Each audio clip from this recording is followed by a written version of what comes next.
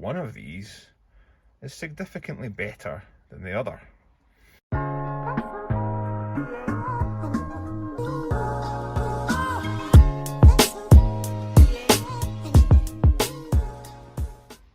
Okay, so I'm going to do a review on both of these little devices. Now, anyone that's watched the channel before will know that I've been on about upgrading this stereo system, but I'm kind of torn between the stock look and having Bluetooth connectivity. So I do like the stock look, I do quite fancy keeping it, and this stereo isn't the best. It doesn't have built-in Bluetooth. It does for the older style connection in there, but it doesn't seem to work even for telephone, never mind music. So rather than spending hundreds and hundreds of pounds upgrading this and possibly not liking the look, I've been having a look at these little devices. Now, there's a lot of posts in the forums and the groups on Facebook about these little Bluetooth 12 volt adapters that you can get.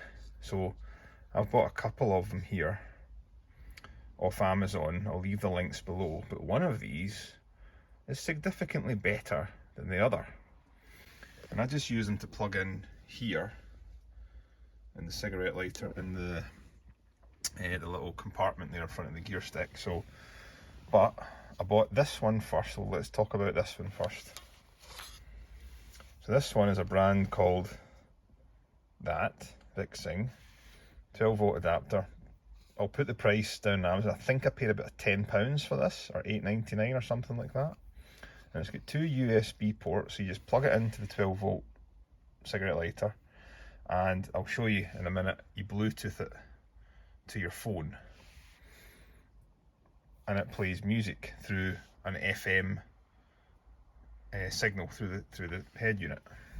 So, two faults with this one, in my opinion. First fault is that the buttons are round here, which is normally fine, but as you'll see, when you push it into the 12 volt socket on a Mercedes SL, those buttons, you know, if you've got the thing round the right way, they're down there. I don't know about you, but my fingers are far too big to get in there. You can put them round here where you can't see them, so you can twist it round and it will still work, and you can get to the buttons that way. But still, it's just not the most convenient. You can't put it here or here. So you can go around here, but then you've got to kind of, this is in park obviously, so when you're driving it'll be down at the bottom, but even when you're in park you can't really get into it, so it's not the best fit. So when you turn the car on, or put the ignition on, that will light up and it will say 12.1, whatever it is. That'll be the volts of the battery. Now I don't know what battery that is, the front one or the back one, who knows, probably the back one, but it flashes up with that, and it flashes up with the Bluetooth settings here.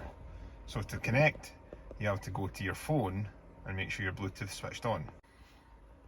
Right, so my Bluetooth switched on now, and it will come up and it will connect, and you connect to BH347 in that case. So it tells you in the instructions what the Bluetooth name of the thing is.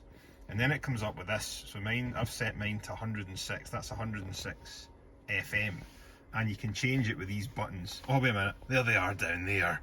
So the buttons that you can't get to when it's sitting like this, you can change it, and obviously if you rotate that, your FM thing's going around the wrong way. Not a big deal, but just a minor irritating thing that I don't like.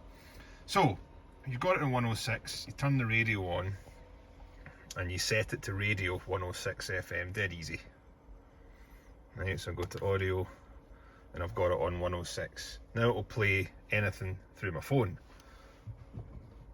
And the problem I've noticed with this particular device is, I'm going to start the car, I'm not going to play music because I'll get copyrighted. I'll start the car and I'll see if I can pick up the noise that it makes.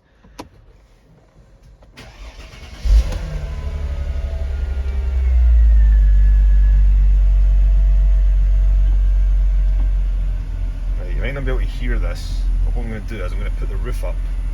I'll see if I can hear this irritating noise that this thing makes every time you press the brake pedal.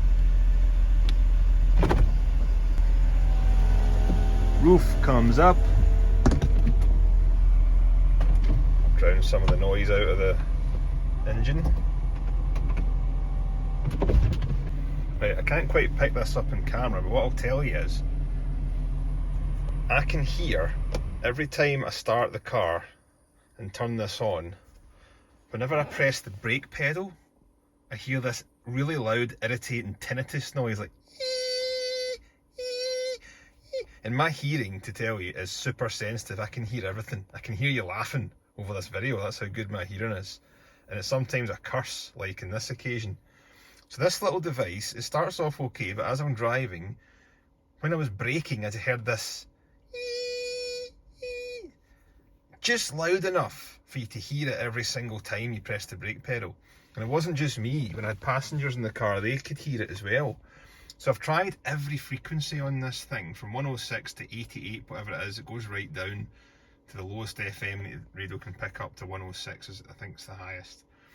And it does it each and every time. If you swap to like 99.5 or whatever it is, it will go away.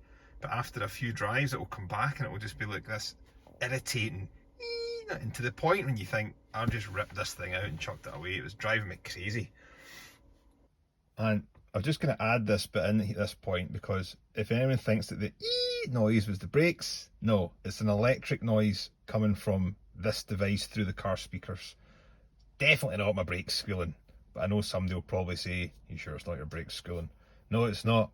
It's an electric noise coming through the speakers that when you hit the brake pedal, it just seems to happen. And I've got no idea, and I'm not going to troubleshoot that. Nothing wrong with the car. The car's absolutely fine. It is purely this device, because it doesn't happen with this one here. So that's the reason why I went and bought this one, because this one was about double the price. I think it was about £18 if I'm not mistaken, £18.99 or something like that. And it goes in that way, and you can see straight away the buttons on this are at the front. So when you take this one out, this stupid little thing here, when you take this one out,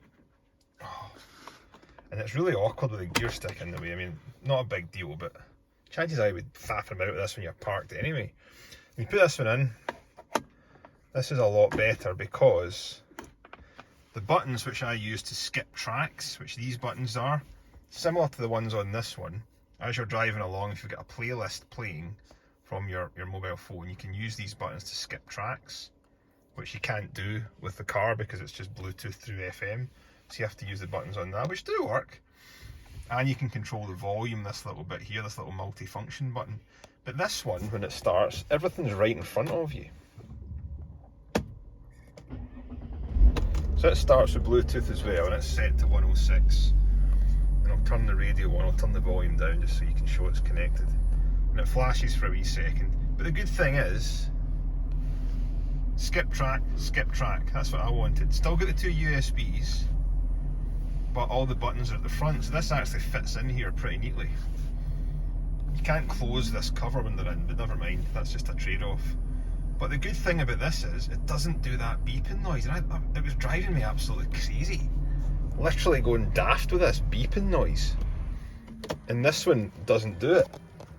No matter what station I have it set to, it's clear, and the sound is much clearer. So whether or not this little one here is picking up another circuit in the car, like the brake light, and it's interfering with it somehow, I don't know. But this is not getting used again. The only thing I'd ever use this for is to charge. And by the way, when you plug your phone into the USB bits here, it does seem to charge it very, very quickly, which I was quite surprised at. So this one, not so good for me. I'm sorry, but whoever the brand is here, if anyone does watch from the brand, it's just the beeping noise was driving me criminally insane. This one is a lot better. Not only for the fact that buttons are in the right place for this type of car, but the fact it doesn't do that beeping noise. So very easy to set up. I would recommend this one. I'm going to leave a link in the description. I'll just title the link, this is the one I'm using, this is the one I recommend, and that's the reasons why. But for just now, for £18 or whatever it was, this will do me, because like I say, I've got other jobs I want to do in this car, and to pay for the stereo upgrade for a Kenwood touch unit or something like that, or something similar, it's just too much money at the moment, and it's not going to be worth it when I've got this. So this does me. You can answer phone calls as well through this, of course. You just press the button there to answer your phone. Nobody phones me anyway, so I don't really use that as often, but the one I was wanting was the skip track, so I've got my playlists going. So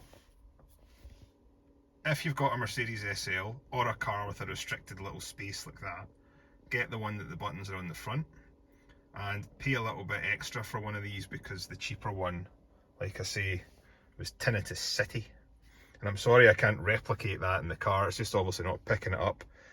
Anyone that knows me says I've got, like, if you 20/20 hearing, that's what I've got. It's ridiculous. I can hear absolutely everything. You know those cat repellent things that you can stick in your garden that's supposed to scare away the cats with a noise that humans can't hear? I can hear them. So, but like I say, on this occasion, passengers in this car could hear this as well. So, rubbish. Excellent. Well worth the money. Hope that video helps, and we'll see you in the next one.